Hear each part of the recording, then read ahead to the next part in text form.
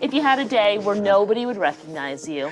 I don't think I'd be that different, honestly. I dropped the whole trying to be something for somebody a long time ago, so I pretty much walk through the world except when I want to be funny or I want to do something outrageous. I don't have any trouble being myself, and I don't have any trouble saying no when I mean no. I don't feel there is a, pressing responsibility to please everyone. I'm not unkind to people. No. I love people. I would much prefer saying hello and who are you and what are you doing today than giving a selfie, because selfies stop the world. They stop life. You then go like that, and it's going on Instagram to give people a false sense of relevance. People talk about depression all the time. The difference between depression and sadness is just, from happenstance. Whatever happened or didn't happen for you, or, grief or whatever it is. And depression is your body saying, I don't want to be this character anymore. I don't want to hold up this avatar that you've created in the world. It's too much for me. Deep rest. Your body needs to be depressed.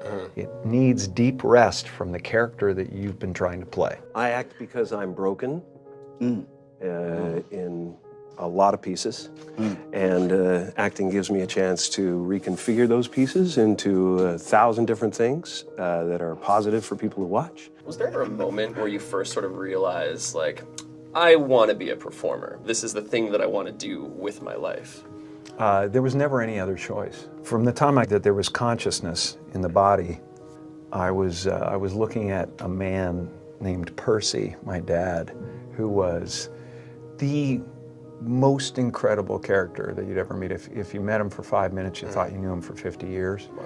And he wrapped everyone that came into our house in stories and jokes, and I became his calling at a certain point.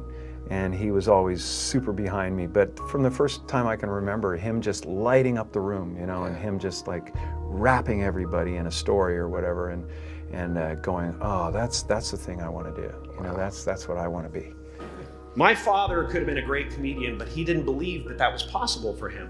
And so he made a conservative choice. Instead, he got a safe job as an accountant. And when I was 12 years old, he was let go from that safe job.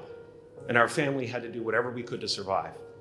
I learned many great lessons from my father, not the least of which was that you can fail at what you don't want.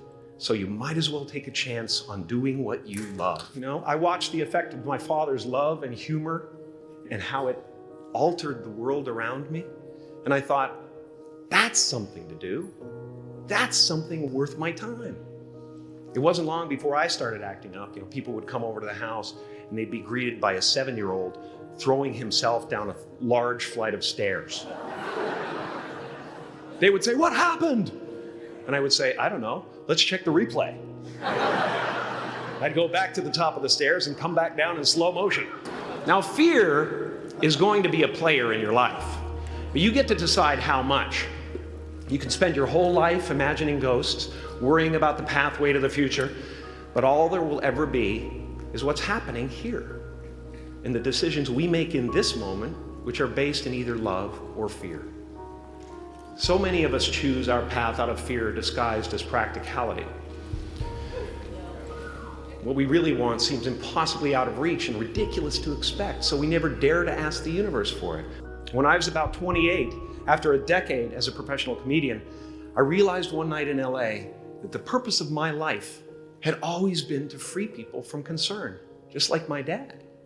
The only one I hadn't freed was myself, and that's when my search for identity deepened. I wondered who I'd be without my fame.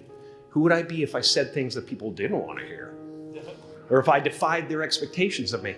And that piece that we're after lies somewhere beyond personality, beyond the perception of others, beyond invention and disguise, even beyond effort itself. You can join the game, fight the wars, play with form all you want, but to find real peace, you have to let the armor go. Your need for acceptance can make you invisible in this world. Don't let anything stand in the way of the light that shines through this form. Risk being seen in all of your glory. Your job is not to figure out how it's going to happen for you, but to open the door in your head. And when the door opens in real life, just walk through it. And don't worry if you miss your cue, because there's always doors opening. They keep opening. And when I say life doesn't happen to you, it happens for you, I really don't know if that's true. I'm just making a conscious choice to perceive challenges as something beneficial so that I can deal with them in the most productive way. You'll come up with your own style. That's part of the fun. You are ready and able to do beautiful things in this world. And after you walk through those doors today, you will only ever have two choices: love or fear. Choose love, and don't ever let fear turn you against your playful heart. What's happening right now inside everybody is they're going, who am I? And they're depressed. People go like, oh, Jim's been depressed and stuff. Well, yeah, I was depressed when I was trying to be the Wizard of Oz. But now I know that Oz is a character. You know, I think everybody deals with that. Everybody walks around and they go like, why am I depressed? Well, it's because you're trying to be something for the world, you know? And as soon as you let that go, better things happen because they're just happen. Right? It's not, now it's just sadness. You know, sadness comes, happiness comes. It's the weather that flies by in the sky. It doesn't sit on you long enough to drown you. A few months ago, I woke up and I suddenly got it. I understood suddenly how thought was just an illusory thing, and how thought is responsible for, if not all, most of the suffering we experience. And then I suddenly felt like I was looking at these thoughts from another perspective. And I wondered, who is it that's aware that I'm thinking? And suddenly I was thrown into this expansive, amazing feeling of freedom from myself, from my problems. You know, when I go to sleep at night, I'm not just a guy going to sleep. I'm two-time Golden Globe winner Jim Carrey going to get some well-needed shut-eye. And when I dream, I don't just dream any old dream. No, sir. I dream about being three-time Golden Globe winning actor Jim Carrey. Because then I would be enough.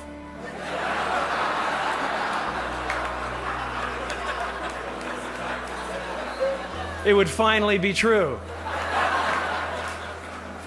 And I could stop this terrible search for what I know ultimately won't fulfill me.